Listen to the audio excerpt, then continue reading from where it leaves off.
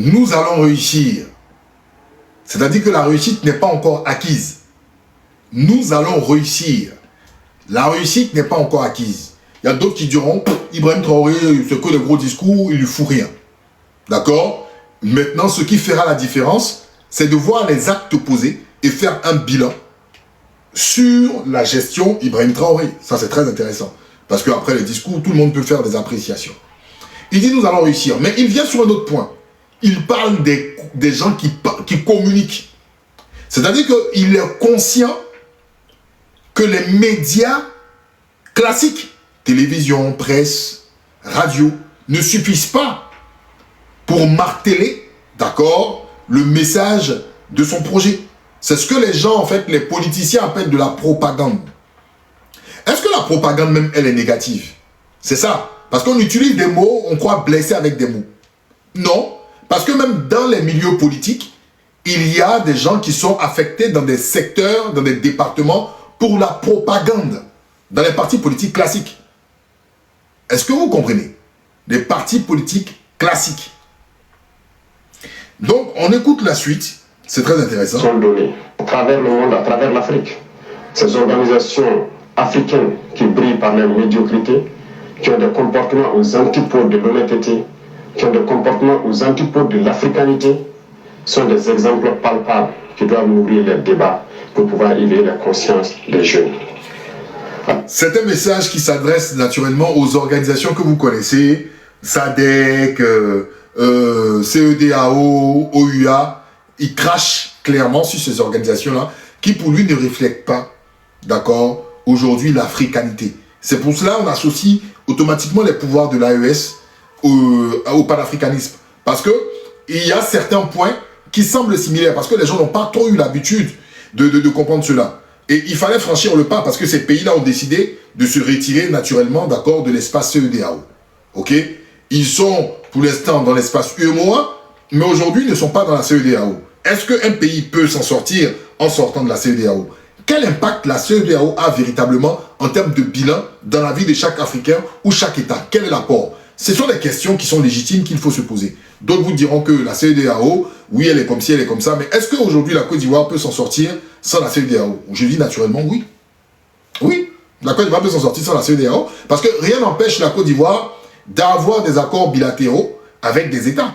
C'est pas parce que la CEDEAO est une organisation qui a vu le jour, je crois, en 75. Mais avant la CEDEAO, d'accord, qu'est-ce qu'il y avait? Il y avait par exemple le Conseil de l'Entente, mais c'était pas tout le monde qui y était. Il y avait des accords bilatéraux entre États. Donc ça ne change absolument rien. Mais il faut faire un bilan. Celui qui travaille à la CEDEAO, qui a ses intérêts, vous dira que la CEDEAO c'est tout bénef. Elle n'est pas parfaite. Il y a des incohérences qu'il faut les corriger. Celui qui n'a rien à foutre, il vous dira clairement la CEDEAO, moi je m'en tape. D'accord? Mais quelle est l'efficacité, l'impact réel de ces organisations-là dans notre vie de tous les jours? Le Burkina Faso, on a fait les frais. Le Burkina Faso lutte perpétuellement contre les terreaux. Est-ce qu'à l'époque, quand le Burkina Faso était au sein de la CEDEAO, vous avez vu la CEDEAO dépêcher au moins 300 forces spéciales pour aller lutter contre les terreaux? Ce sont des questions qui sont légitimes. Avez-vous déjà vu cela? Au Nigeria, par exemple, le Nigeria qui dépêche aujourd'hui ses avions pour prêter main forte au Bénin, ce n'est pas mauvais. Est-ce que le Nigeria, par exemple, il y a, je crois, 3 semaines, il y a eu 355 personnes qui ont été enlevées au Nigeria. Mais on n'a pas vu les partenaires internationaux et bilatéraux se dépêcher. 355 personnes au Nigeria. Et ça, ce n'est qu'un jour, en une journée, 355 personnes ont été enlevées au Nigeria. Mais je ne vous dis pas ce qui se passe au Nigeria. Boko Haram, ce n'est pas seulement que Boko Haram. Aujourd'hui, la piraterie, aujourd'hui, le terreau sur les hommes, il y a l'impression qu'il y a un trafic, il y a un commerce qui s'est fait au Nigeria, aux yeux et au su de tous. Mais personne n'en parle. Vous voyez, la CEDEAO ne dépêche pas les forces quand il faut. Donc, c'est les questions. Celui qui veut rester dans la CEDEAO, c'est son droit. Celui qui ne veut pas rester. Mais est-ce que nos organisations sous-régionales, est-ce que nos organisations continentales sont-elles efficaces? Non. Véritablement. On les entend sur les grands points. Les points sanitaires, on ne les voit pas. Crise, guerre, on ne les voit pas. Nos grandes crises, nos grandes guerres sont obligées, d'accord, en termes de réconciliation, se faire par exemple aux États-Unis, comme le cas de ces fameux accords fantoches entre Kagame, Donald Trump et Tshisekedi. C'est honteux. C'est honteux. quand les Noirs sont bafoués dans certains pays, quand on parle du trafic sur les Noirs, où est l'OUA? Rien du tout. Qui sont nos financiers? Qui sont les lobbies qui sont derrière ces organisations? Allez bien creuser, vous allez voir qui se trouve derrière. Donc, en fait, de la faute même de nos institutions publiques ou supranationales, on donne du grain à moudre à ces gens-là. Quand Ibrahim Traoré parle, est-ce que c'est faux? On peut dire que c'est du populisme, mais dans le fond, est-ce que c'est faux? Est-ce que c'est faux? Ils sont jamais là au grand rendez-vous. Mais dans les moments où il faut se mettre ensemble, si derrière il y a la Grande-Bretagne pour la COP 28 ou COP 29, si derrière Trump convoque, vous allez les voir avec leurs costumes, leurs cheveux grisonnants. Mais au grand rendez-vous où on doit agir, ils et elles ne sont jamais là. Ces fonctionnaires sur le continent. Continuons. À tous ces opérateurs économiques qui avaient l'habitude, depuis des décennies, d'exporter nos matières premières et de réimporter des matières finies, je les exhorte à changer de logiciel, à comprendre qu'il faut industrialiser notre patrie. C'est là la souveraineté. Ça créera de l'emploi et ça nous permettra de transformer nos matières premières et maintenant devenir exportateurs des produits finis. Ok, c'est intéressant ce qu'il dit, parce que moi j'ai eu à voir la semaine dernière, je pense que ça a fait plus d'une semaine, quasiment 2 semaines. J'ai échangé avec un docteur sur une émission de télé qui est aux États-Unis. D'accord, je ne me rappelle plus de son nom. Et on parlait du budget de la Côte d'Ivoire. En 2026, notre budget, c'est 17 365,2 milliards. À peu près, si je ne me trompe pas. Mais en tout cas, on est dans les 17 000 milliards de francs CFA. OK? 17 000 milliards. Et puis, on échangeait sur l'efficacité. Parce que quand on donne les grandes lignes budgétaires, il ne faut pas seulement regarder les grandes lignes budgétaires. Ça ne veut absolument rien dire. Le plus important, c'est ce qu'on fait du budget. C'est l'exécution du budget qui détermine. Parce que c'est quand on va exécuter le budget, d'accord, on va exécuter le budget, que le budget va agir sur les populations. Si tu dis à un Ivoirien, quelqu'un qui a Bloléquin ou quelqu'un qui a Tafiré, par exemple, ok, merci, 17 350,02 milliards, à Tafiré, tu lui dis, ah, ton gouvernement a pris 17 000 milliards. Qu'est-ce qu'il en a à foutre? Lui, c'est l'impact de ces 17 000 milliards-là qui va faire. Il va dire, ah, ils ont bien fait. Est-ce que vous voyez? Ah, ils ont bien fait de mobiliser les 17 000 milliards. Ceux qui sont des économistes et autres, ils vont dire, oui, c'est bien, en termes de trucs, il y a un budget. Mais quelle est, en termes d'exécution, l'efficacité de ce budget? C'est ce qu'on attend. Ok, 1500 milliards au niveau de l'éducation nationale, près de 700 milliards au niveau de la défense, quasiment 1000 milliards au niveau, je crois 400 ou 500 milliards au niveau de la défense, et quasiment 900 milliards au niveau du ministère de l'Intérieur. C'est beau. Mais qu'est-ce que ça fait en termes d'impact dans la vie de tous les jours? Et vous savez, c'est quoi? L'industrialisation. Nous, Africains, je pense que quand les gens disent que nous sommes maudits, je ne sais pas si nous sommes maudits. Je ne sais pas si on a signé un accord secret quelque part. Mais la clé pour tout État, c'est l'industrialisation. Nous-mêmes, nous étions dans des écoles coloniales, là. En classe de CM1, on nous parlait de la révolution industrielle. La révolution industrielle, l'intense productivité, l'efficacité, depuis 1800. Avec tous vos diplômés, tous vos présidents qui travaillent dans des institutions internationales, le Fonds monétaire international, comment ne comprennent-ils pas que l'industrialisation, c'est la question, je ne sais pas. Moi, je ne sais pas. Je ne vais pas dire qu'on est maudit, mais moi, je ne me considère pas maudit. Moi, quand on dit que le noir, il est maudit, je ne crois pas. Et il y a des pays qui le font. L'Éthiopie le fait. Dans les pays d'Afrique australe, il y en a qui le font. En Afrique du Sud, ils le font. Pourquoi on ne le fait pas?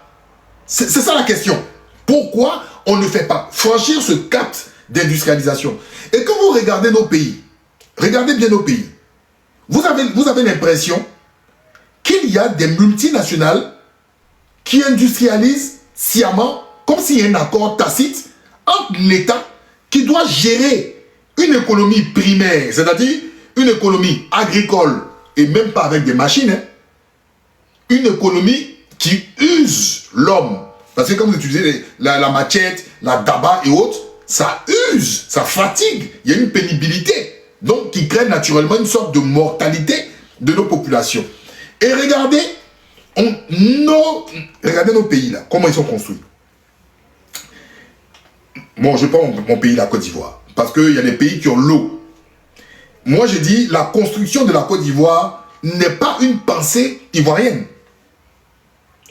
avant même que la Côte d'Ivoire, avec les indépendances de 1960, l'architecture, la façon dont la Côte d'Ivoire est construite là, hein, ce n'est pas une pensée ivoirienne. Ce ne sont pas des architectes ivoiriens qui ont posé les jalons.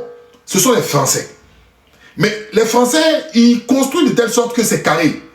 Parce que si vous remarquez bien, quand ils se sont approchés des côtes, ils ont fait quoi? Ils ont établi des comptoirs. Le comptoir là, quand on le met là, c'est pour de l'argent. Hein.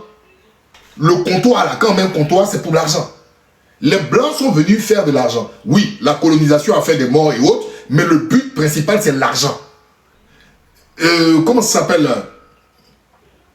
Voici un commentaire, le commentaire le plus drôle. Si le Qatar est industrialisé, tu penses que le Qatar, là, hein, va bien te renseigner sur le Qatar et tu vas comprendre. Qu'est-ce que tu entends par industrialisation? Je ne sais pas ce que vous comprenez par industrialisation. Vous croyez que quand on parle d'industrialisation, c'est forcément avoir des industries dans tout le pays? C'est ça l'industrialisation? L'industrialisation, c'est juste en fait d'accord de pouvoir accroître la productivité de ta matière première principale par des outils technologiques. Allez regarder sur le Qatar. Sur le Qatar. J'avais un problème de batterie. Le Qatar, d'accord, le Qatar n'arrive pas à gérer son propre pétrole. Regardez si le Qatar sort son brut pour aller le transformer ailleurs et le ramener au Qatar pour le vendre plus cher. C'est ça le but de l'industrialisation. L'industrialisation, monsieur Osiris, c'est pas avoir des industries partout. Une industrialisation, c'est la technologie. L'artisanat, vous avez vos petits moutons. Tu as un cheptel, d'accord, on va dire de 17 têtes. De 17 têtes. Tu décides d'industrialiser, tu vas penser à avoir 1000 têtes. Mais pour gérer les 1000 têtes, c'est pas avec tes bras et tes pieds, tu vas gérer. Les 1000 têtes, tu es obligé d'inclure, d'accord, une industrie, je dis une technologie qui va te permettre de pouvoir gérer ton cheptel de 1000 têtes aussi facilement. Tant dans la production, tant d'accord dans l'alimentation des bêtes, tant dans la conservation et autres. C'est ça. Il n'y a pas d'autre secret. Il n'y a même pas d'autre secret. Vous allez loin, vous allez tant. C'est ça. Maintenant, je reviens. J'ai dit, nos pays là, comme la Côte d'Ivoire, ils ont mis les comptoirs. Après le comptoir, ils ont mis un pont flottant. Ils ont mis un pont flottant, ils ont mis les bases du port. Mais c'est clair. Leur but n'était pas, les Blancs, leur but n'était pas de venir t'apporter une industrie. Leur but est de prendre la matière première. Mais qui fait la matière première? C'est l'homme. Tant que l'homme prend sa machette, il coupe, il sème, il moissonne. Moi, je prends mon bateau, j'envoie chez moi, je transforme, je reviens vendre plus cher. C'est tout. Ça, on n'a pas besoin d'aller à Harvard ou quoi pour comprendre. C'est tellement simple. C'est tellement simple. Maintenant, la question. Parce qu'au lieu d'attaquer les gens qui font les coups d'État, écoutez bien ce que je vais vous dire. Les civils, là, les civils qui sont là aussi depuis des années, là, qu'est-ce qu'ils ont fait? Parce que moi, je n'ai pas le niveau Bac plus 18. Hein. Je n'ai pas fait Oxford, ni Harvard. Mais j'essaie de comprendre simplement. Qu'est-ce que les civils, vous qui parlez de politique, de démocratie, qu'est-ce qui les empêche de faire ça? Parce qu'on a des présidents qui sont au pouvoir depuis 17 ans. On a des présidents qui sont au pouvoir depuis 15 ans. On a des présidents qui sont là au pouvoir depuis 10 ans. Qu'est-ce qui les empêche de mettre ces jalons de l'industrie? Et bizarrement, c'est de notre côté où on parle français. Parce que le Sénégal n'est pas industrialisé. Le Togo n'est pas industrialisé. La Côte d'Ivoire n'est pas industrialisée. Le Mali n'est pas industrialisé. Le Burkina n'est pas industrialisé. Le Niger n'est pas industrialisé. Le Togo n'est pas industrialisé. La Guinée-Conakry n'est pas industrialisée. La Guinée-Bissau n'est pas industrialisée. Le Cap-Vert n'est pas industrialisé. Vous voyez comment ça fait honte? Vous voyez comment ça fait honte? Vous voyez comment ça fait honte?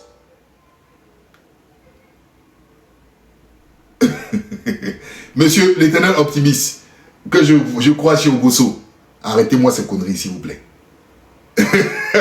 Arrêtez-moi s'il vous plaît. Le Sénégal est le pays avec le plus d'industrie. Quelle industrie? Quelle technologie? De quoi? Lesquelles? Combien? Sur quel marché? Arrête ça frère.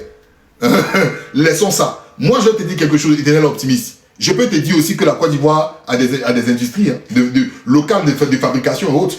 Mais je connais les réalités de mon pays. Et quand je le dis, ça fait mal. Mais moi, je suis réaliste. Nous sommes des pays pauvres. Frère, laisse ça là. Oh, arrête. Toi-même, tu rigoles, laisse ça. Nous sommes des pays pauvres. On est pauvres. Faut pas avoir honte de dire ça. On est pauvres. Quand tu sors de ton continent, de ton pays, et tu vas ailleurs, tu vois les réalités. Moi, je ne vais pas venir blaguer les Ivoiriens pour dire, bon, on a le cacao, on a le pétrole. Mais tu as quelle technologie? Quand on parle d'industrie, c'est la technologie. Ce n'est pas la matière première. C'est la technologie. Frère, tu sais, quand tu te mets dans l'état d'esprit que tu es pauvre, là, ce n'est pas une malédiction. C'est un challenge. C'est un challenge. C'est un challenge. Et ça, il faut l'accepter. Parce que il y a certains Africains qui aiment beaucoup faire rêver. Oui, nous avons le pétrole, nous avons le cobalt, nous avons l'uranium, nous avons... Mais tu as ça, tu en fais quoi? Tu en fais quoi, frère? Ah, mon ami, où tu veux aller là, éternel optimiste? Ouais, non, tu vas me mettre quelque part. Si tu veux, un autre jour, on va faire un débat dessus. Je suis très ouvert, je suis tout oui. Mais je vais rester dans mon élément. D'accord? Ah, Marina, tu dis, tu penses que les... On se pose toutes ces questions. Moi, je n'ai pas la réponse. Je dis, pourquoi nous, avec tous ces pays-là... Attends, il n'y a même pas un qui dépasse vraiment l'autre. Il n'y a pas un qui dépasse vraiment l'autre. C'est un concours des derniers de la classe. Excusez-moi, c'est un concours des derniers de la classe. Quand j'entends des pays tels que la Côte d'Ivoire rigoler sur la Guinée, rigoler sur le Burkina, je me dis, mais est-ce qu'on est conscient? Franchement, je me dis, est-ce qu'on est conscient ou rigoler sur le Sénégal? Je me dis, est-ce qu'on est conscient de cela? Je ne sais pas quoi. Ou le Mali. Normalement, on ne peut pas, on peut pas rigoler, on peut pas se moquer de... Je ne vois pas. Parce qu'on n'a pas franchi ce cap-là. On n'a pas franchi ce cap. Et très peu de nos hommes politiques, regardez bien dans leur discours, très peu de nos hommes politiques abordent ce volet. Sauf dans les discours de campagne politique ou dans les discours de la fameuse fête d'indépendance. On nous parle toujours d'une industrialisation, d'une compétition, d'un jour on va connaître l'industrialisation. Mais ce n'est pas un défi. Et tant que ça, on ne mettra pas ça dans notre tête, je vous dis que c'est mort. Tant qu'on ne mettra pas ça dans notre tête là, je vous dis que c'est mort. Parce que nous sommes des pays de consommateurs. Et on consomme quoi? Tu consommes quoi de local? Ce que tu consommes au pays là même là, c'est qui fabrique? C'est pas le Libanais? Bonne maman, c'est pas Libanais? Mais oui frère, je suis d'accord que le modèle économique n'est pas bon. Mais pourquoi les gens n'ont pas le courage de remettre ça sur la table? Nous sommes des pays de consommateurs. Mais effectivement, acheter. Il faut qu'on en parle. Mais j'ai l'impression qu'il y a un tabou dessus. Parce que, en fait, tu envoies la souffrance, la sueur de tes parents ailleurs. Ils transforment. Ils te renvoient ça 5 fois plus cher.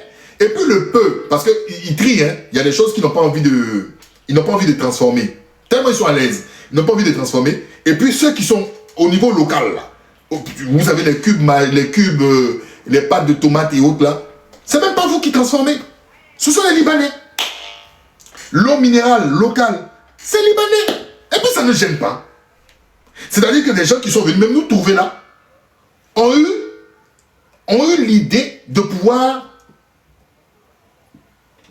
compenser le manquement de ceux qui envoient d'ailleurs. C'est-à-dire eux, ils ont une intelligence d'assouvir et du moins de fournir l'offre locale.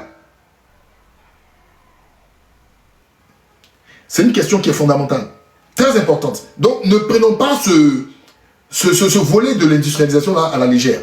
Ne le prenons pas à la légère. C'est un véritable défi. Qu'est-ce qui fait que les gens ont l'impression de ne pas mettre leurs mains dessus? Je me pose des questions. Ces questions sont-elles légitimes? Bien sûr que oui. Et tous les hommes politiques, on doit enlever nos manteaux politiques et regardez, cela y va de notre survie. Cela y va de notre survie. Cela y va de notre survie. Donc, je me pose des questions. À partir du moment où une tierce personne, quelle que soit sa nature, qu'elle soit politique ou coup d'étaïste, prend cet engagement, qu'est-ce que ça créerait dans l'esprit de l'autre? Écoutez bien ce que j'ai dit. je dis, à partir de ce principe, on est tous unanimement d'accord. Nous tous, chacun met ses réponses. Hein. Ils ont peur, chacun veut garder ses privilèges, chacun donnera voilà sa réponse. Maintenant, je dis, à partir du moment où 2-3 pays ou des individus osent faire ce que les gens n'ont pas pu faire pendant 30 ans, à votre avis, qu'est-ce que ça va créer? Je me rappelle hier, HT parlait de révolution mentale. Qu'est-ce que ça va créer? Ça va créer dans la tête de qui? Qui est-ce que ça va déranger? Qui est-ce qui ça va déranger? Ça dérangera ceux qui sont là depuis 40 ans, qui n'ont pas pu faire. Mais ça va créer quoi dans la tête de l'autre? Celui qui est dans le pays là-bas, qui voit que les autres ont osé faire. Qu'est-ce qu'il va dire? Il va dire, mais attends, en fin de compte, mais si les autres l'ont fait, mais c'est qu'on peut le faire. Mais pourquoi l'ont-ils pas fait? Et ça crée quoi? La frustration. Après la frustration, ça crée quoi? La révolte. N'est-ce pas? N'est-ce pas? C'est pas que l'Africain n'est pas audacieux. Mais on conditionne l'homme noir de telle sorte à ne pas être audacieux. On conditionne l'homme noir à ne pas être audacieux. Et merci, acheter, effet domino. Donc, y a-t-il des gens qui sont là pour étouffer cet effet domino qui nous fera accéder à une industrialisation? Parce que quand on parle d'industrialiser, on parle bien évidemment, d'accord, déjà de cibler son marché et produire à la hauteur de son marché. Parce qu'aujourd'hui, il y a des gens, des Ivoiriens qui disent oui, il y a des Ivoiriens, il y a des Ivoiriens qui font du chocolat, déjà même en termes de marché, de besoin. Parce que quand tu fais ton business plan, il faut savoir si l'Ivoirien consomme le chocolat. Oui, il y a des Ivoiriens qui sont, je suis artisan. Moi, je n'en veux pas, les artisans chocolatiers. Vous faites votre chocolat par rapport à une catégorie de clients. Mais celui qui est à Benta, qu'est-ce qu'il va foutre avec le chocolat? Ce n'est pas, c'est pas le chocolat qu'il mange. Vous voyez ce que je dis? Le gars qui a il mange son baouin. Mais celui qui a la Riviera aux 2 plateaux qui est choco, oui, il va aller voir un artisan chocolatier. Mais il y en a combien? Il y en a combien en termes de clients? Il y en a combien pour la fourniture? Mais c'est la vérité. Voilà. Donc c'est en fonction, tu fais ton business plan. Qu'est-ce qui marche en Côte d'Ivoire? Ok, ce qui marche en Côte d'Ivoire, j'ai mon business plan, mais il faut que je produise à hauteur de temps. Il y a 2 millions d'Ivoiriens qui consomment ça. Tu fais ton business plan sur l'année, en termes de conservation, en termes de production. Mais pour produire les 2 millions là, il faut des machines. Il faut des machines. Pourquoi on n'a pas si facilement ces machines? Pourquoi on ne facilite pas? C'est ça la question. Hélas, je vous dis des choses, que chacun réfléchisse. Et ma parole n'est pas celle de l'évangile. Je tiens à vous dire. Ma parole n'est pas celle de l'évangile, ma parole n'est pas celle de la Bible, ma parole n'est pas celle de vos croyances. Où est-ce que je veux dire? Mais je veux tout simplement vous dire qu'il faut, il faut se poser ces questions-là et véritablement se pencher là-dessus. Parce qu'on néglige ce point-là, et ce point-là, il est très... Et vous savez, si vous négligez, bah, les Libanais vont le prendre. Les Libanais vont le prendre. Au moment où vous êtes sur des choses inutiles, bah, eux, ils font leur bif. Eux-mêmes, ils vous disent. Au moment où vous êtes en train de vous embrouiller, là, nous, on n'est pas dans le politique, on n'est pas dans le politique, on n'est pas dans le truc. Nous, c'est l'argent. Tu es pauvre, mon ami. Toi, tu dis, tu es pauvre. Moi, je t'invite quelque part. Bon, je t'invite quelque part. Je te dis que pour y aller, l'entrée, mon frère, il faut 500 balles. Quand il dit 500 balles, bon, l'équivalent de 300 000 francs CFA. Tu viens devant. Et puis, tu grattes ta tête, tu dis, ah, champion, il n'y a pas ça, mais je voulais t'accompagner. Mais tu n'as rien. 0, c'est 0. En fait, arrêtez les... C'est ça là, le rêve de la gloire là. Oui, nous les Africains, mais tu n'as pas, mon ami. Quand on parle des gens qui ont l'argent là, tu n'as pas. Faut pas... Non, tu n'as pas. Tu n'as pas ce pognon. Faut pas me dire que j'ai l'or. Même ton or, tu n'as pas la technologie. Arrêtez ça. C'est ce que je n'aime pas là, en fait. On nous fait rêver. Il faut sortir de ce rêve là. Il faut sortir pour exploiter ton or là. C'est qui exploite? C'est toi qui l'exploites. Tu as les machines. Tu sais combien sort, combien de tonnes d'or sort. C'est-à-dire que tu n'as même pas même des machines de contrôle. Donc à partir de ce moment-là, mon ami, tu es pauvre. Tu es pauvre. Et même si tu dis que les gens nous ont appauvris, mais nous sommes dans un monde de rapport de force. Et ça se prépare depuis l'école. Parce que si les Blancs ont un retard, et du moins les Blancs sont venus, ils sont rentrés chez nous par la force. Tu le sais bien. On sait bien que les Blancs, quand ils sont venus de la colonisation, c'était pas pour nous faire des bisous. Ok. Un vrai dirigeant, qu'est-ce qu'il fait? Il forme ses enfants. Il forme ses enfants, d'accord, avec des futurs ingénieurs, avec des futurs pilotes et des futurs temps. Mais ça commence par le CP.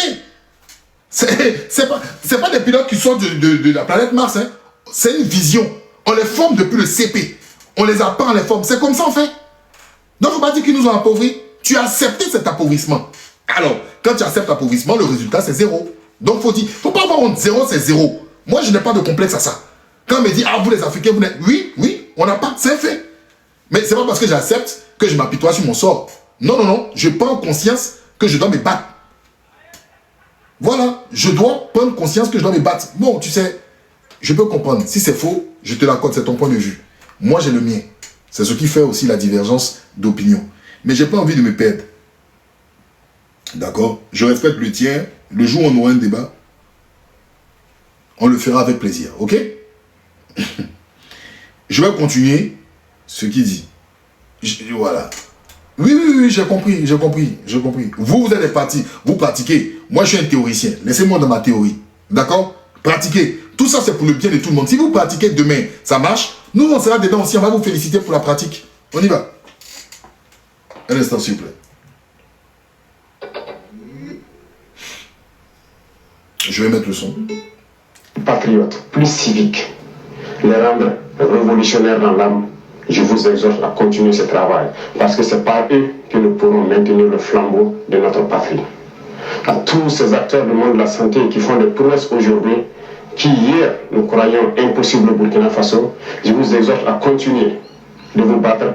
Nous serons de votre côté, nous allons vous appuyer autant que possible en matériel, en logistique, pour que vous continuez à exprimer votre talent, à faire en sorte que ce qui se fait ailleurs puisse se faire ici.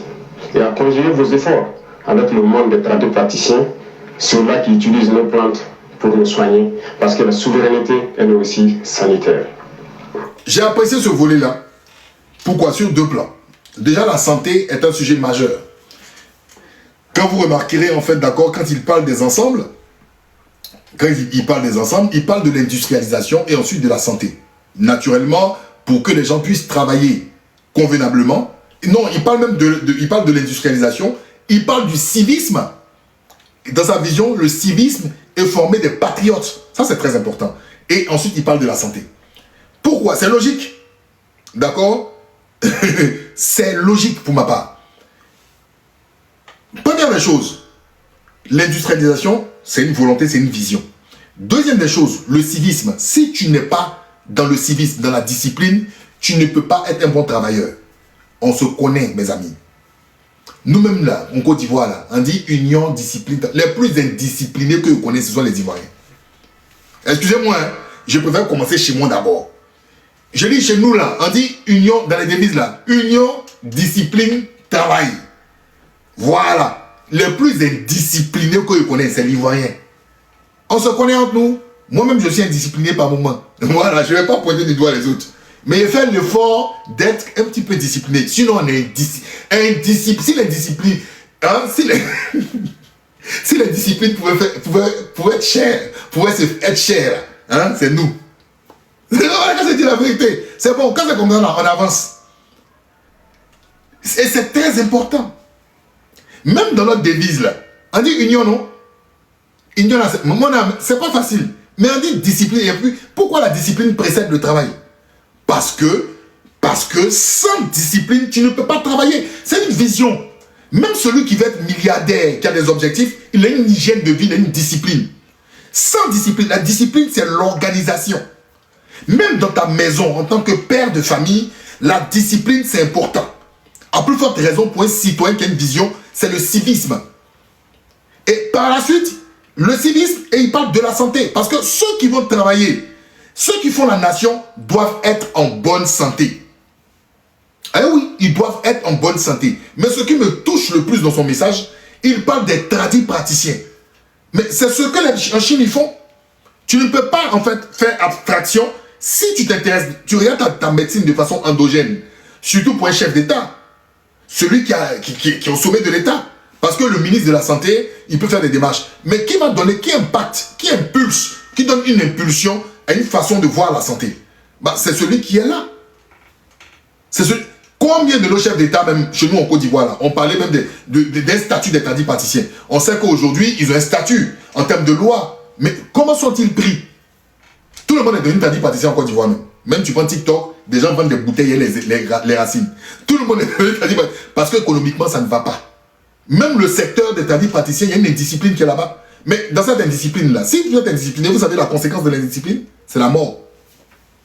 Parce qu'il y a plein de criminels aussi qui sont sur TikTok, qui ont des bouteilles, dont ils ne connaissent ni la posologie, ni la composition.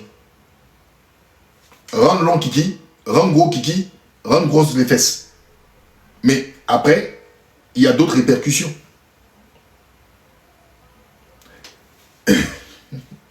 Wikipré, je n'étais pas en train de dire ça, j'ai dit exactement.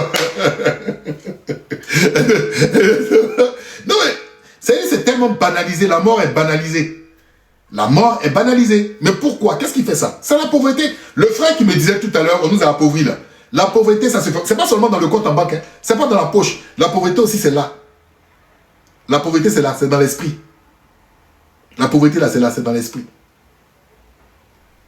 C'est pas seulement dans la poche ni le compte en banque. La pauvreté aussi, c'est là. Est-ce que tu comprends?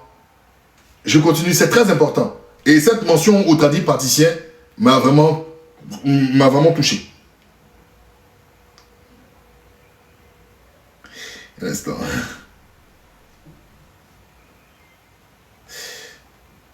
Un instant. Ok. Voilà, excusez-moi. Donc, on va continuer. À tous ces acteurs du monde agricole qui ont compris le sens de notre combat, qui accompagnent dans l'offensive agro-pastorale, nous vous rassurons que nous ne ménagerons aucun effort pour que vous puissiez continuer à donner le meilleur de vous-même, pour que cette souveraineté alimentaire que nous souhaitons tant puisse être une réalité et pour toujours. Quiconque parle de souveraineté ne peut pas tendre la main pour continuer à demander à manger. Ça. La nourriture, à l'époque, moi je me rappelle, quand on était petit, au primaire, on nous parlait, parce que dans les années 70, il y a eu une période de sécheresse. Il y a une période de sécheresse. Donc, à l'époque où Fouad-Boigny avait mis, dans les années 80, 82, 83, ils avaient sur l'autosuffisance alimentaire. Ça figurait même dans les livres des sciences. Pour les anciens qui s'en souviennent, c'était même un volet même dans le livre de géographie, je crois géographie ou sciences, je ne sais plus. Mais c'était même une leçon, c'était une rubrique, l'autosuffisance alimentaire. L'autosuffisance alimentaire. D'accord? Mais quels sont les résultats du ministère du riz? Nous sommes en Côte d'Ivoire, nous sommes les premiers. Je crois que c'est le ministre Sangafoua qui avait impacté le... C'était Sangafoua. Ouais, je crois que c'est Sangafoua qui était le ministère du riz. Ils ont vu un ministère du riz sur 3 ans, on devait avoir des résultats, j'en ai parlé. Rien du tout. Gaussou Touré. Gaussou Touré, c'est Gaussou Touré. J'ai cru que c'était Sangafoua, c'est Gaussou Touré. Mais pourquoi? Parce que, vous savez, c'est pour ça que je vous dis, on est dans un système, quand vous réfléchissez, on est dans un système pervers, mafieux, excusez-moi de dire ça, qui arrange des gars qui sont dans le pays. Imaginez-vous qu'on ait une autosuffisance alimentaire en Côte d'Ivoire. Mais ceux qui vendent le riz, ils vont faire comment? Regardez bien, les exportateurs de riz, ils vont faire comment? Ceux qui ont créé les supermarchés, qui vont acheter auprès de nos producteurs locaux, là, ils vont faire comment? À votre avis, pourquoi nos marchés de nos mamans, là, les marchés des femmes bourreaux, tout ça, là, ils sont en train de raser?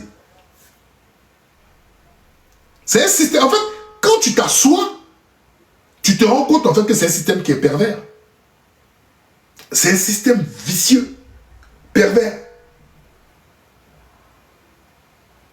Il faut le comprendre.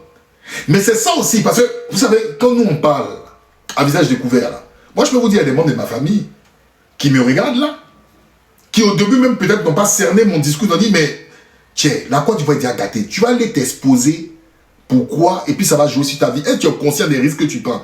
Pourquoi tu es têtu, tu n'écoutes pas? Mais, c'est plus fort que, c'est un appel, c'est même pas un appel, c'est un devoir, mais c'est pas tout le monde qui a l'audace de venir se mettre devant une caméra, et je respecte le point de vue de tout un chacun. Mais normalement, ces genres de discours, on doit l'entendre dans la bouche de nos politiciens. On doit l'entendre. Pourquoi sont-ils silencieux sur des éléments qui sont fondamentaux? Tu ne manges pas, tu ne vis pas. Est-ce que la Côte d'Ivoire est un pays désertique? Ce n'est pas un pays désertique. Si Ibrahim Traoré parle de souveraineté alimentaire au Burkina, Mais on est plus béni naturellement que le Burkina. Mais pourquoi nos hommes d'État ne viennent pas parler de souveraineté alimentaire? Vous regardez, il y a des... En fait, quand vous voyez le discours et puis vous comparez à chez vous, vous voyez qu'il y a plein de gens autour qui gravitent. Comme s'ils empêchent les Ivoiriens de s'épanouir. Parce qu'il faut qu'ils nourrissent leur compte en banque. En fait, on a l'impression que l'Ivoirien est dans un paradis et puis des gens viennent, ils attrapent comme ça les éléments du paradis là. Et puis ils disent, allez danse, fais le bouffon. Non, si celui-là veut te dire la vérité, fais tout pour le casser. En fait, c'est vilain quoi. Parce que je me dis que des gens qui sont dans des situations naturelles plus compliquées que nous, osent déjà en parler. Mais nous, c'est des sujets même qui ne nous intéressent pas. Ce sont des sujets qui ne nous intéressent pas. Hélas, hélas. Ça passe obligatoirement par là. Tous ceux qui se battent pour que nous puissions atteindre cette souveraineté sur tous les plans, pour que nous soyons réellement indépendants, je vous encourage à continuer le combat. Vous voyez, il a cité les différents ensembles. Non, ce discours-là, un discours court, mais j'ai apprécié parce que c'est un élément même qui les concerne eux. Moi, j'aime bien les gens qui font des comparaisons vis-à-vis d'elles-mêmes. Moi, j'aime bien l'introspection. C'est le fait de te remettre en question par moment. D'accord? De te remettre en question par moment. Est-ce que la trajectoire que je prends est bonne? La trajectoire que je prends est-elle bonne? C'est très important. Un homme qui ne fait pas le bilan, même dans la comptabilité, on ne peut pas gérer une société comme ça. On est obligé de faire un bilan comptable. Pour voir, en termes de pertes et profits, et en termes de gains, ce qu'on a gagné. Les recettes, les dépenses. Ça, c'est naturel. Et je peux vous dire que la vie même est une comptabilité. Ta vie, là, c'est une comptabilité. Donc, par moment, tu dois te remettre en question. Tu introspectes. Il a dit quelque chose. Il a cité les différents éléments. Premier élément, industrialisation. Deuxième élément, civisme. Troisième élément, santé. Quatrième élément, souveraineté alimentaire. On est d'accord? D'accord? Souveraineté alimentaire. Et il finit, il dit quoi? Ces éléments-là nous permettront d'être réellement indépendants. Et ça, j'ai aimé ça dans la phrase. Ça veut dire qu'il dit aux Burkinabés, nous ne sommes pas indépendants. Et il dit aussi à ceux qui ont des pouvoirs civils, mon ami TM News, je ne te parle pas de la nature du pouvoir. Ils sont en train de vous dire, vous les Ivoiriens aussi, vous n'êtes pas indépendants. Si des chroniqueurs viennent à la télé vous dire, on est indépendant, et puis les gendarmes marchent, les militaires marchent, c'est du folklore. Pour être indépendant, là, en premier, là, je l'ai dit devant un économiste, il dit l'industrialisation. Il n'a pas voulu parler. Tant que tu ne transformes pas ce que tu produis, c'est impossible. On va monter, on va descendre, ça n'existe pas. Ne me parlez pas de la Suisse. Hein, parce que la Suisse est dans un ensemble européen, d'accord? Et je dirais même que la Suisse n'est pas industrialisée. Elle a une petite population. Mais elle doit avoir, d'accord, une transformation locale sur certains produits qui sont chers. Mais la Suisse, vous savez que c'est un pôle financier. Tu vas pas comparer les 322 463 km² à la Suisse. C'est autre chose. Mais je dis, la plupart des États, c'est ça. Tu n'as pas ces éléments-là. C'est un monde décent. Appelle tous les pasteurs, tous les imams que tu veux. Tu ne connaîtras pas ce qu'on appelle la réelle indépendance. Parce que le jour où tu importes ton riz, ça vient de l'étranger. Le jour où le riz là n'est plus produit là, tu fais comment? Tu es affamé. Tu es affamé. Tu as fait comment? Tu sors le riz d'où? Tu sors ton riz d'où? Le riz que tu manges 365 jours sur 365. Parce que tu es un importateur. Un importateur. Et tu importes le riz. Et comment? Avec quel partenaire? Parce que tu n'es pas le Qatar. Le Qatar, ils peuvent se permettre d'acheter du riz des États-Unis, ça arrive. Toi, quand on te montrait la facture américaine là, tu as dit, voyez, c'est les Américains même qui te prêtent. Non, ce n'est pas le même level. Il faut qu'on comprenne. Ce n'est pas le même level. Donc, ces éléments-là sont importants. Quand tu as ces éléments-là, tu t'assois, tu dis, oui, je suis indépendant. Oui, je suis indépendant. Mais tant que tu n'as pas atteint ça, c'est que les chimères, frère. Tu vas venir me dire, oui, le PSG Gouv 2023 a fait si ça, c'est du n'importe quoi. C'est du n'importe quoi. On continue. Intensifier le combat parce qu'il faut que nous allions vite et bien. Pourquoi je le dis? Il faut que nous allions vite et bien parce que tout le monde nous regarde. Le monde entier regarde le Burkina, les Africains regardent le Burkina Faso qui a dessiné un modèle. Et il faut que ce modèle puisse donc inspirer d'autres peuples à rejoindre le combat de la révolution pour que l'Afrique soit libre, digne et prospère. La majorité écrasante des peuples qui nous soutiennent prie pour que nous réussissions. Nous les remercions et nous leur disons de continuer à nous soutenir parce que ce combat que nous menons, ce n'est pas uniquement pour le Burkina Faso, c'est pour tous les peuples noirs. Cette minute. Vous avez vu? Il est conscient. Ça c'est bien, être conscient. Il est conscient qu'il a un soutien de beaucoup de gens en dehors du Burkina. Il est conscient. C'est ce que vous appelez le plus souvent les panafricains. Ce qu'on appelle les petites mains, la masse populaire. Il est conscient que les gens attendent le Burkina au tournant. Il est conscient. Parce que là, c'est le jour, c'est la veille de la fête d'indépendance du Burkina. Il s'adresse aux Burkinabés principalement. Étant membre de l'AES, mais il s'adresse aux Burkinabés. Il faut qu'on aille bien et vite. Parce que les gens nous attendent. Mais il est conscient qu'il y a des gens aussi qui l'attendent au tournant pour dire que Ibrahim Traoré est une arnaque. Il est conscient de cela. Il en est conscient. D'accord? Parce que c'est pas tout le monde, même au Burkina, c'est pas tout le monde qui a une idée. Hein? Heureusement. Parce qu'un homme ne peut pas faire l'unanimité. Mais il en est conscient. Il faut qu'on aille bien et vite. Et ce qui m'a plu au-delà de tout, parce que je vais vous donner un secret. Moi, ce secret-là, je l'ai compris très tôt. Pourquoi les Noirs n'ont pas de pouvoir dans le monde? On a le pouvoir que par deux éléments. On a le pouvoir par deux éléments. Dans ce système capitaliste, les armes et l'argent. Les armes et l'argent. Et c'est pour ça que les Américains se targuent d'être dédiés qu'ils sont la première puissance. Qu'est-ce que la Chine a fait? La Chine aujourd'hui, qu'est-ce qu'elle fait? La Chine possède l'argent. Mais la Chine fait tout pour s'armer autant plus... Et elle s'arme même discrètement. De telle sorte que les États-Unis ne savent pas quel est véritablement leur arsenal. Non, l'union, c'est une évidence. Tu ne peux pas avoir les armes. Les armes, là, tu l'utilises avec qui? Tu peux pas avoir le pognon tout seul. Ça n'existe pas. C'est une évidence. Et il n'y a même pas d'union même véritable. L'union à mort, là, c'est rare dans les peuples. D'accord? Mais c'est parce que c'est un idéal qui réunit. Mon frère, tu penses qu'il y a des quelque chose sur l'union. Le jour où le continent africain, écoute bien ce que j'ai dit. Le jour, je ne dis même pas tout le continent africain, une partie du continent africain réussit, d'accord, l'exploit de pouvoir être souverain et de gérer leurs richesses. Écoute bien, tu vas voir que on sera unis au-delà du continent. On sera unis au-delà du continent. C'est-à-dire que les Américains, les Noirs qui sont en Amérique du Sud, ils ne te diront plus qu'ils sont Sud-Américains. Ils vont te dire qu'ils sont Africains. D'origine, et puis ils se seront retrouvés en Colombie. C'est la fierté d'appartenance. La fierté de l'appartenance, elle se lie à la situation réelle de ce qu'on est dans le système capitaliste. Non, absolument pas. Monsieur, c'est même pas une utopie.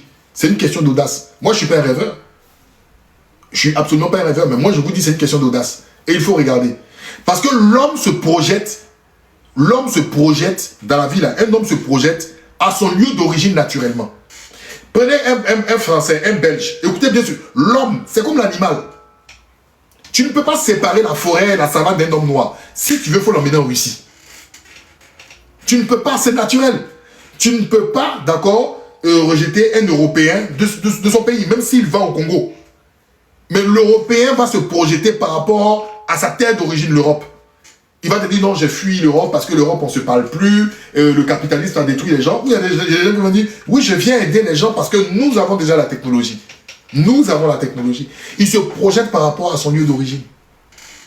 Et l'Africain qui se projette par rapport à son lieu d'origine, rejette l'Afrique parce que ce qu'il voit de l'Afrique ne lui fait pas plaisir.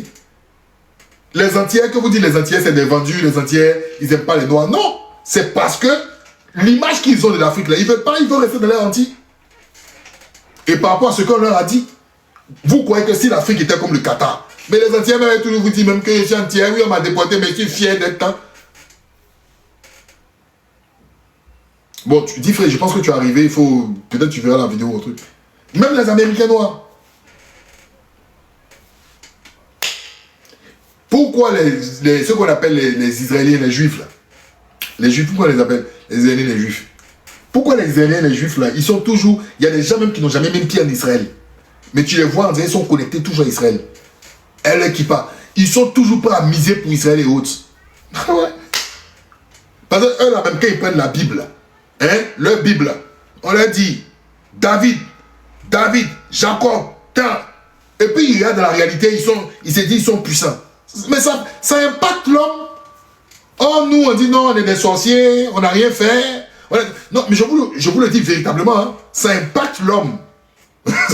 On est des sorciers, bon, on n'a rien fait. Bon, c'est un dictateur qui est là, hein, il y a élection, les gens meurent. Hein, on t'appelle même pour dire lui, il est mort parce qu'il a mal à la tête. On avait besoin de 1000 francs pour l'envoyer à l'hôpital.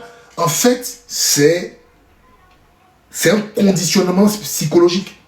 Et si tu ne fais pas le travail là, pour casser, tu es foutu. Est-ce que vous comprenez? C'est un conditionnement psychologique.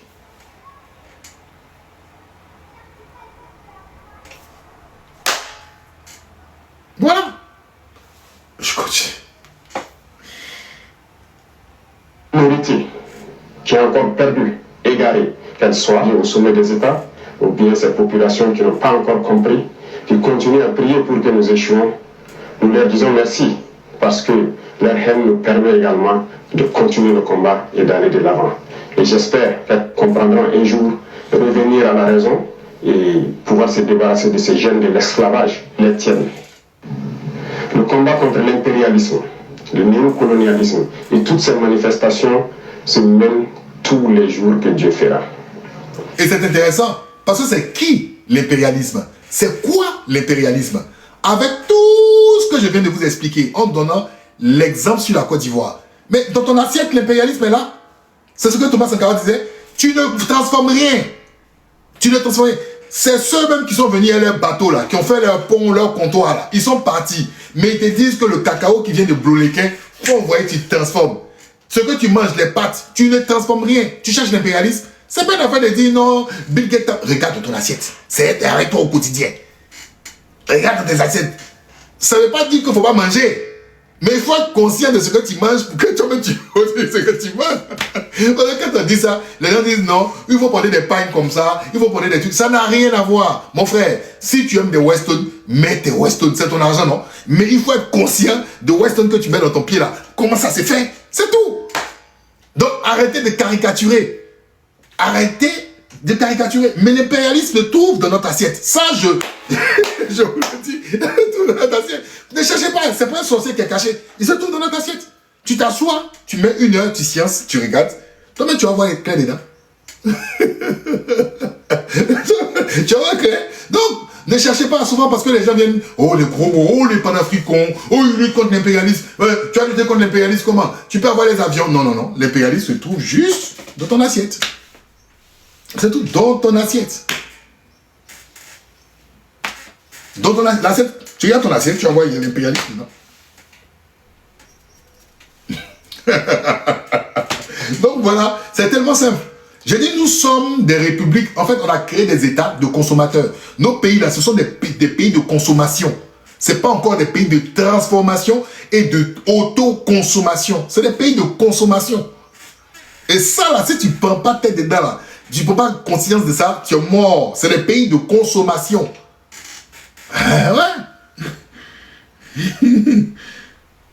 Nous ne baisserons pas les bras, nous continuerons sur notre lancée et je pense que toute la jeunesse est aussi invitée à s'exprimer. Nous continuerons à les encourager pour que nous puissions atteindre nos objectifs parce que la souveraineté, l'indépendance, la liberté que nous voulons pour vivre en paix au Burkina Faso, c'est tout cela. Voilà pourquoi je dis que ce n'est pas qu'un simple mot, c'est un ensemble. Aujourd'hui, nous sommes fiers de dire que nous avons fait des progrès, tant sur le domaine industriel, industrie civile que militaire. Nous avons fait des progrès sur le domaine de la santé, nous avons fait des progrès sur le domaine des infrastructures, nous avons fait des progrès sur le domaine de la défense, de la reconquête. Ces criminels qui avaient occupé ces zones de notre patrie, croire que c'était leur sanctuaire, ont été délogés dans plusieurs zones, sont en train de fuir le Burkina Faso. Vous verrez certainement des images de leur fuite, mais nous leur disons qu'à présent, ils n'ont que deux choix. Fuir le Burkina Faso ou mourir, parce que les forces combattantes sont engagées dans cette offensive. Il est clair et il est plus dur dans son style, il est martial. Vous avez vu dernièrement, je crois il y a 3 semaines ou 2 semaines et demie, la peine de mort est revenue au Burkina. La peine de mort est revenue au Burkina. Ils ont remis la peine de mort. Je n'ai pas voulu débattre de cela parce que je trouve que c'est un débat, je ne veux pas aller sur un débat philosophique et autres. Je veux le prendre dans un cadre, dans un registre qui est purement politique. Le Burkina n'est pas le premier. Les pays des droits de l'homme, là, les États-Unis, il y a des États, au Nigeria même, le Nigeria qui a défendu le Bénin, là. Parce que j'ai vu des gens ce truc. Mais la peine de mort, le Burkina est libre de décider. Mais la peine de mort, là, il faut qu'elle soit exemplaire. Il faut qu'elle soit exemplaire. Je ne dis pas de prendre les gens pour les éliminer. Mais des gens qui ont des actes de trahison de la nation. C'est-à-dire qui trahissent l'État. Vous savez, j'ai suivi un truc là, je n'ai pas encore beaucoup d'informations. Le monsieur, il est suspecté. Il n'est pas condamné. C'est le directeur des affaires financières du ministère de l'Éducation nationale en Côte d'Ivoire. Ce seul individu-là, on le suspecte d'avoir détourné 10 milliards de francs CFA. J'ai lu le papier hier. J'ai décidé d'approfondir le papier. Un seul individu est suspecté d'avoir mené un détournement de 10 milliards de nos francs CFA. C'est au ministère de la Santé? C'est pas l'Éducation nationale? Le DAF là? Ah, c'est la santé? Ah, autant pour moi. Et apparemment, il a une église. Hein. Ah, d'accord. Il a une église et tout. 10 milliards. Quand j'ai regardé ça, j'ai dit, mais attends, je tombe des nues. 10 milliards. Bon, ce gars-là, pour l'instant, on le suspecte. Mais s'il est aux arrêts, ce gars-là, il a fait peut-être 20 ans. Ah, voilà, on dit qu'il était DAF à l'Éducation nationale. Merci. Éducation nationale. DAF, voilà. Moi, j'ai lu, c'était l'Éducation nationale. Il était DAF à l'Éducation nationale aussi. Ok, donc je ne me trompe pas. Ce gars-là, dans le jeton qu'il a volé là, il va arroser. C'est 20 milliards. Ah, bon. Arroser à la chaîne. Et le ministre, il a fait les 2 ministères. Ok. Il était décoré en 2024. Et le ministre ose parler d'une caution des directeurs des affaires financières. Le ministre dit, il a expliqué d'une certaine manière en parlant d'une caution. Mais la caution là, elle n'est pas équivaut à 1 milliard. La caution des DAF. Ah, frère, attends. Mais lui là, tu vas voir s'il a trop pris là. Il a pris peut-être 10 ans ou 5 ans. On va parler de ça et puis à un moment, on oublie. Et puis le gars, tchoup, il disparaît. Il a une peine là qui est là, symbolique, mais il est quelque part au calme. Mais là, vous donnez raison à Ibrahim Traoré. Même si la vie d'un individu n'est pas l'équivalent des 100 milliards, mais quand même, on peut pas jouer. Et des pays pauvres. Des pays pauvres. Et lui, c'est un qu'ils ont pointé du doigt. Mais imaginez. C'est pour ça que je dis aux frères, vous qui êtes les chantres de la démocratie, je vais vous... La CEDEAO, vous savez ce que 20 milliards peut faire au sein de la CEDEAO? 20 milliards là, vous savez ce que ça peut faire pour aider la CEDEAO? Vous avez entendu quelqu'un de la CEDEAO parler de 20 milliards là? Vous avez entendu quelqu'un de la CEDEAO parler de 20 milliards?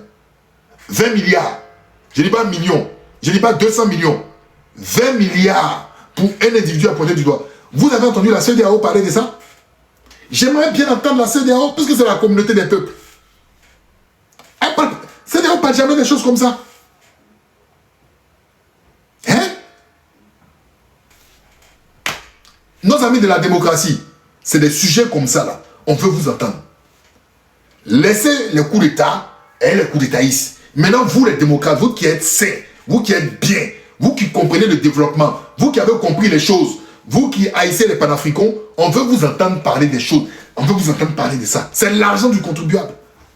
20 milliards. Mais quand c'est comme ça, on ne vous entend pas. On ne vous entend jamais. Mais si c'est pour venir faire les grandes phrases, oui, bon, les élections, on doit faire les élections. Mais attendez, il y a quelque chose qui ne tourne pas rond. On dit c'est la communauté des peuples, la CEDEAO, communauté des États de l'Afrique de l'Ouest. Mais on ne les entend jamais sur ce genre de sujet. Le jour où j'entends la CEDEAO se prononcer sur la mauvaise gouvernance et autres, là, je peux croire en cela. Parce qu'une communauté, qu'elle soit économique, pour que l'économie soit viable, il faut une bonne gestion de l'État. Dans tous les sens du terme. Et ça, c'est dans nos pays-là. Nos pays-là. C'est dans nos pays-là. Nos pays francophones. Ils font ça dans les pays anglophones. Mais leurs institutions arrivent à gérer tant bien que mal. Mais dans nos pays francophones, on aime les gros discours. Mais ceux qui portent des costumes sont pires que les autres. Donc, on fait comment? On fait comment? Oui, les kidnappés au Nigeria même. Mais la CEDEAO, souvent, quand c'est comme ça, la CEDEAO n'envoie jamais des forces spéciales ni des avions. Moi, souvent, je me pose des questions. Il y a quelque chose qui ne tourne pas rond, en fait. J'ai l'impression que les gens font semblant. Bon. Après, on va te dire que non, tu es dans la théorie du complot. Mais quand tu regardes, c'est gravissime. Hein? Bon. Et puis, le discours ferme. Lui, il ne veut pas négocier les terreaux. Soit vous fuyez, soit c'est la mort. C'est clair. Il faut de la fermeté.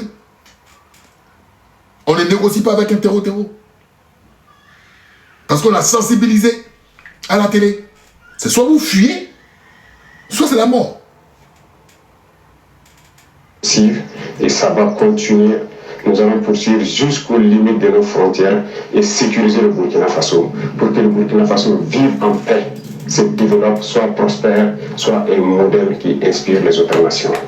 Je vous souhaite une très bonne fête d'indépendance dans la sobriété, bien sûr, que ce soit une occasion de réflexion, de pouvoir discuter, d'échanger, de communier pour réfléchir à l'avenir de notre chère patrie et pour que le Burkina Faso soit un modèle.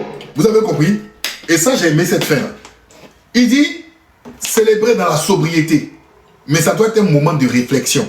Dans vos familles, avec vos amis. Vous savez, quand tu es pauvre, là, ton devoir, c'est de devenir riche. La pauvreté, là, ce n'est pas une malédiction. Et la richesse, là, ce n'est pas la richesse que vous voyez seulement comme l'argent sur le compte en banque. C'est l'intellect. Il faut être riche là intellectuellement. Il faut être riche là. Il faut côtoyer les bonnes personnes. Il faut apprendre. Parce que quand on est riche, même en sagesse, on s'enrichit en sagesse. Quelqu'un qui n'est pas sage, si vous lui donnez de l'or, il ne valorisera jamais cet or-là. Est-ce que vous comprenez? C'est ça la richesse. Mais dans les pays francophones, on vous a complexé à accepter votre pauvreté. Vous aimez être pauvre. Vous aimez être pauvre. Quand quelqu'un dit, j'ai l'ambition, je vais être riche, allez dans les familles, vous êtes assis un pauvre et puis il y a un qui se lève et dit, moi je vais être milliardaire. On dit, ça là, il veut faire peut-être zamou, hein, sacrifice ou quoi. C'est-à-dire, on te tue. C'est-à-dire, tu as des bons projets, mais ils te tuent dans le projet. Tes sorciers te tuent. Non, mais rigolez pas, ils te tuent dans le projet. Toi, comme ça, là, tu vas être milliardaire. Ça, là, tu vas voir. Et même quand ton business fonctionne, on dit, mais lui, là, je suis sûr qu'il a tué quelqu'un. Mais c'est ça. C'est ça. Il te tue dans le projet. Or, il n'est pas mauvais d'avoir de l'ambition. Mais il faut te former. Il faut te former. Il faut être patient. Et puis, naturellement, si tu sèmes, naturellement, tu sèmes, tu vas récolter. Il n'y a pas de tricherie dans ça. Il n'y a pas de tricherie. Mais les francophones, et ça je le dis même chez les blancs, hein, les blancs n'aiment pas. Quand tu es riche, c'est-à-dire chez eux là même là, quand ils te regardent d'une manière, ils n'aiment pas, ils aiment pas ça. Il ne faut pas avoir de complexe à parler des richesses. Moi je le dis ici, moi contrairement aux autres jeunes, je n'ai pas de complexe. Mais ça dépend de comment tu as acquis ta richesse. Comment tu as acquis ta richesse. Comment tu as acquis ta richesse mentale, intellectuelle. Comment tu as acquis, tu as bâti ton empire. C'est mauvais de bâtir un empire. Non, c'est cet esprit d'aigreur, de sorcier. Hein? C'est cet esprit-là, on a déporté, puis on a envoyé ça chez nous. C'est ça. Mais quand il parle de France, c'est ça, c'est la France. Donc même quand tu dis que tu es ambitieux, tu as pas mis les gens, tu dis, ah non, on n'est pas indépendant, moi, il va être souverain. Mais regarde, tu regardes en bizarre, on dit, ce sauvage-là. Toi, tu vas être quoi? C'est toi qui connais tout? En fait, le conditionnement. On est dans le conditionnement. Le conditionnement. Et ça agit sur tout. Des esprits conditionnés. La santé est conditionnée. Ton humeur est conditionnée. Ton environnement est conditionné. Et puis, tu es là, tu tâtonnes. Tu tâtonnes. Même tes idées. Parce que tu es étouffé, tu es conditionné. Et donc, quand tu rayonnes, quand tu espères, quand tu dis que oui, moi je pense que je peux, mais tes pires ennemis, c'est ceux qui te ressemblent. C'est ceux qui te ressemblent là. Ben, ils disent que toi, tu es qui? Depuis combien de temps c'est comme ça la condition? Et toi, tu dis que tu vas venir changer. Tout c'est là. C'est un état d'esprit. Tout se passe là, c'est la clé. Vous croyez que quoi, il n'y a pas du sang qui coule dans ses veines? Il ne va pas aux toilettes comme vous? Hein? Il ne mange pas comme vous? Il mange par ses orteils? Mais parce qu'il a compris. Avec le noir, il faut être audacieux. Avec le noir, là, il faut oser, il faut casser les côtes. Lui, il n'a pas attendu d'aller voir. Il a dit, ma vision, c'est comme ça. Les gens vont te trouver arrogant, ils vont te trouver hautain. Mais laisse. C'est ta semence qui va parler pour toi. C'est le fruit de ta semence, ta moisson qui parlera pour toi. Laisse ça. Tu n'as pas besoin d'avocat. La nature va témoigner pour toi. Depuis là, le Burkina est tombé. C'est la catastrophe. Les Burkinabés meurent de faim. Ils font des SOS. Il fait son bonhomme de chemin. Et c'est ce qu'il faut. C'est ce qu'il faut. Et c'est ainsi que le monde fonctionne. Quand vous dites l'impérialisme, vous croyez que c'est quoi? C'est un homme qui est là et des cornes et tout, et des avions de guerre? Non. L'impérialisme, c'est le comportement aussi. L'impérialiste n'aime pas les audacieux. L'impérialiste, il ne veut pas, parce qu'il veut rester lui seul. Donc, il ne veut pas. Il va tout faire pour t'abaisser. C'est ça. Donc, il faut rêver grand. On te voit un pigeon et la vision des nègres.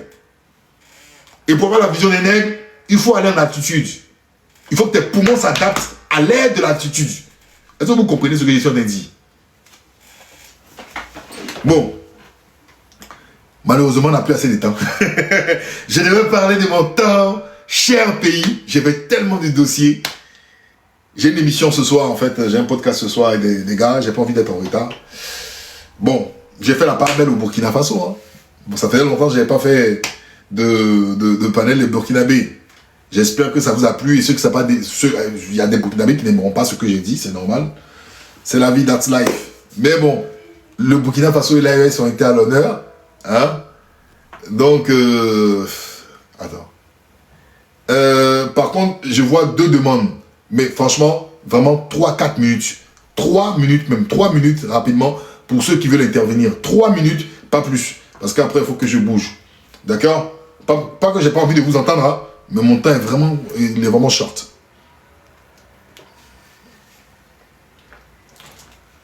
Merci. Je n'avais pas vu de moto dans la vie. Elle est belle, la Vespa. Alors. C'est mon gars acheté qui veut dire. Acheté disait que la révolution est mentale. Bah oui, elle est mentale, frère. Je vous en prie.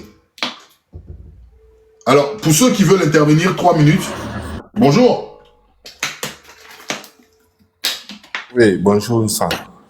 Bonjour. Tu fais un panel, vraiment, je viens toujours t'écouter parce que là, c'est un panel éducatif et qui permet à chaque Africain de pouvoir, en tout cas, soi-même réfléchir. Ça donne la réflexion.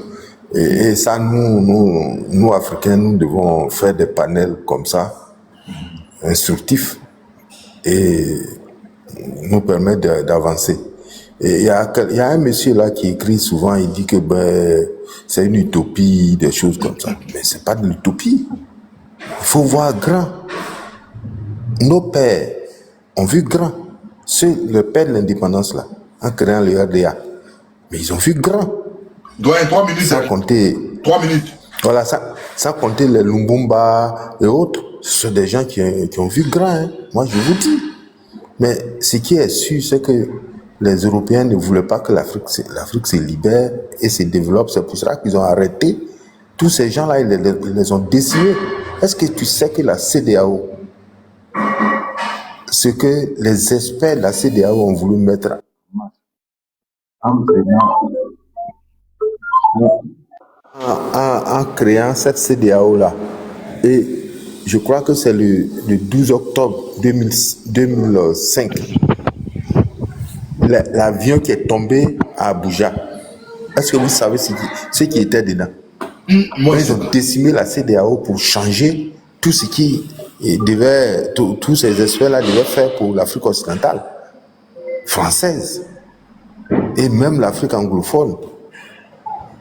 C'est-à-dire toute l'Afrique occidentale devait être une seule entité. Et c'est ce qui est l'AES aujourd'hui.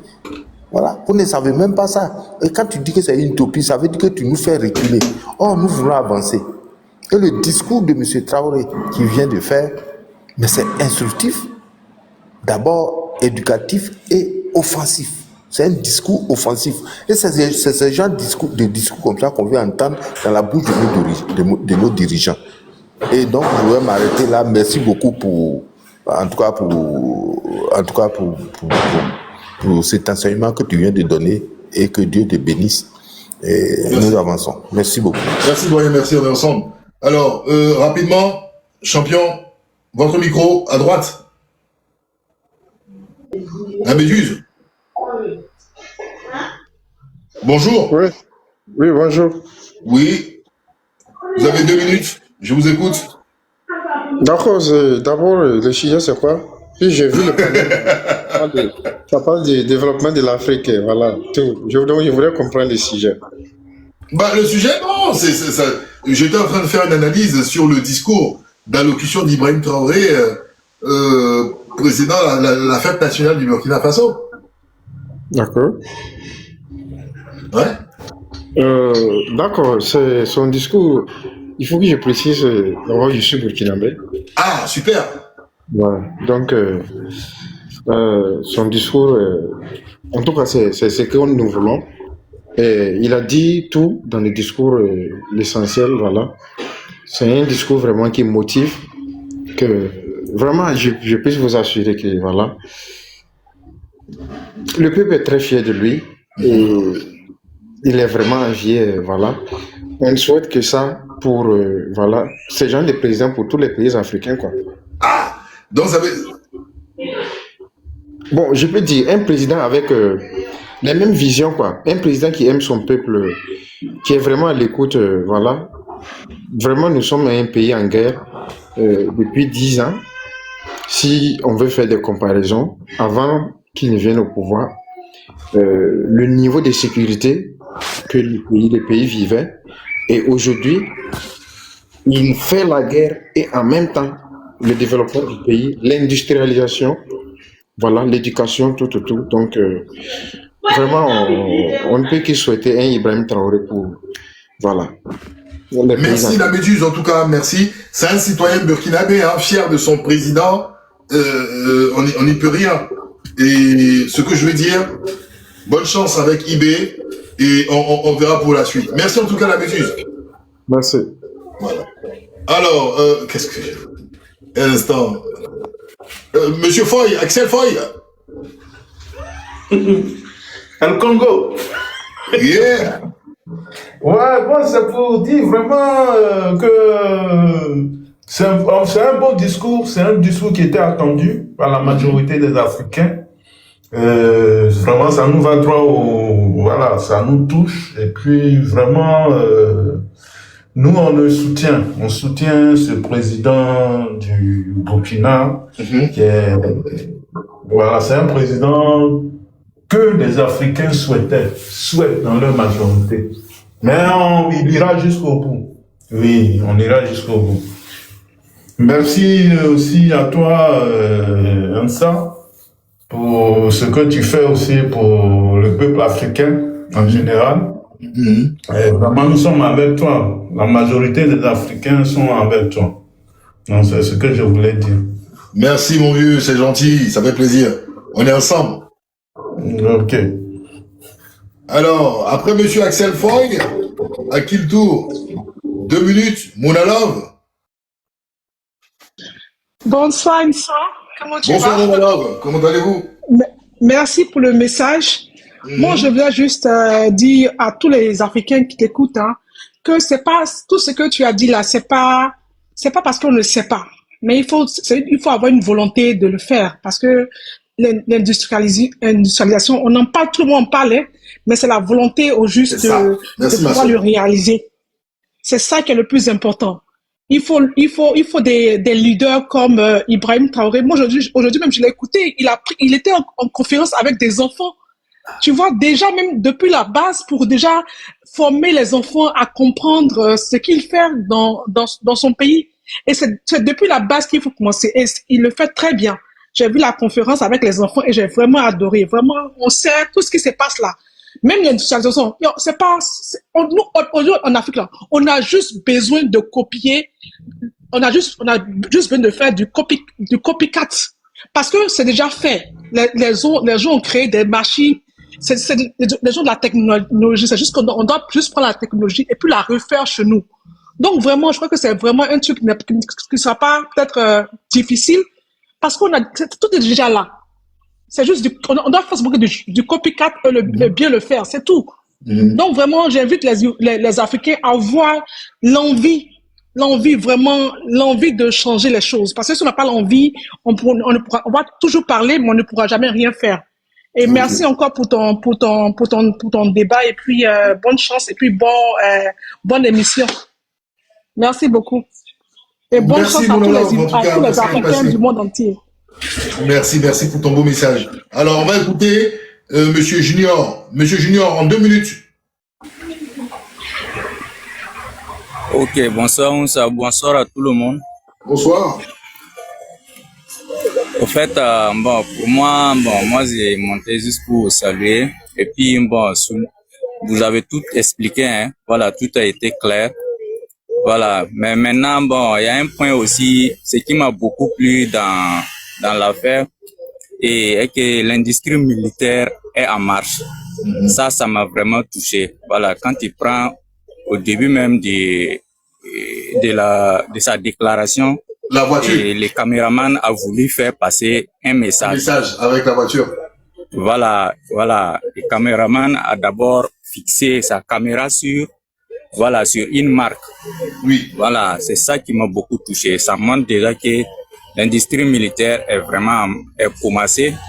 Donc ça, pour un pays qui a de l'avenir, franchement, ça se voit. Le domaine militaire n'est pas à négliger. Voilà, si nous commençons à faire des made in Burkina, voilà, et dans un futur proche, voilà, Burkina sera un pays de référence. On l'espère, on l'espère en tout cas. Merci d'être passé. J'ai pas assez de temps, mais merci, on l'espère de tout notre cœur. Hein. Voilà. Alors, Monsieur Lebien. Oui. Rapidement, 2 minutes, Monsieur Lebien. Oui, rapidement, parce que Monsieur Ounsa, il n'a pas le temps, il a trop de choses à gérer. Ben, merci beaucoup, mon frère. Je fais comme toi. Moi, je voulais tout simplement dire aux Burkinabés que, comme le président Ibrahim Traoré l'a dit, toute l'Afrique noire vous soutient. Vous êtes sur le bon chemin, vous avez compris ce qui c'est que le développement d'un pays, surtout un pays africain de nos jours. Donc moi, ce que je voulais dire quand j'ai écouté tout ce que tu as dit, c'est moi je pense que nos politiciens en cravate ont une feuille de route.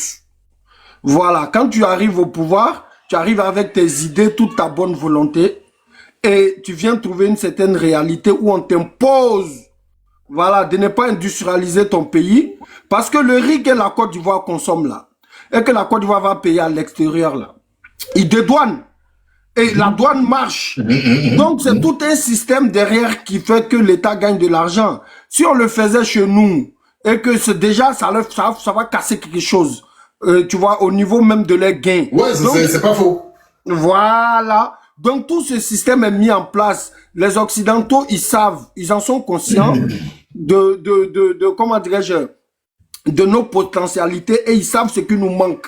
Donc ils vont jamais laisser un chef d'État venir dérouler un tel projet pour sa population.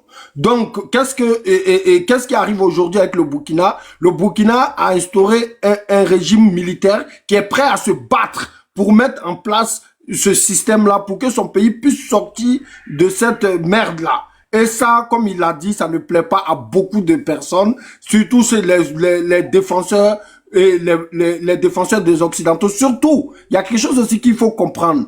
Toute cette révolution-là, elle ne va pas se passer d'une façon pacifique. Forcer, les gens vont tomber parce qu'ils vont toujours activer le mode pour faire plier nos dirigeants. Et aujourd'hui, ils ont réussi à faire peur à beaucoup d'Africains qui disent que on préfère vivre dans la peur et dans la pauvreté que de penser à dire qu'on veut devenir riche et perdre des vies. Voici le véritable combat. Merci, cette peur-là, ça reste. Voilà. Ok, en tout cas, merci beaucoup. On a tellement de choses à dire. J'espère qu'on trouvera le... Franchement, j'ai cru, mais franchement, que j'allais dans le temps. Ouais, ok. Merci beaucoup, mon frère. Bon merci, combat. merci. Voilà, merci. On est ensemble, frère. Allez. Ok. Voilà, mesdames et messieurs, je suis désolé pour celles qui n'ont pas pu monter. Franchement, c'est au pif. J'ai choisi. C'est pas un manque de respect. Mais je pense que j'aurai le temps de faire un autre live la semaine prochaine ou dimanche en soirée. Parce que là, nous sommes le vendredi. Tout à l'heure, là, je vais pour l'enregistrement d'un podcast. Donc, on se donne rendez-vous la semaine prochaine. Prenez soin de vous. Plein de bonnes choses. Rien que le positif. Et puis, vous savez, hein, acceptez toujours la contradiction. Et prenez de la hauteur, de la croissance. On ne peut pas tout le temps être d'accord avec vous. Voilà. Avec nos points de vue. Voilà. Merci en tout cas. Prenez soin de vous. On est ensemble. On se dit à une prochaine. Ciao.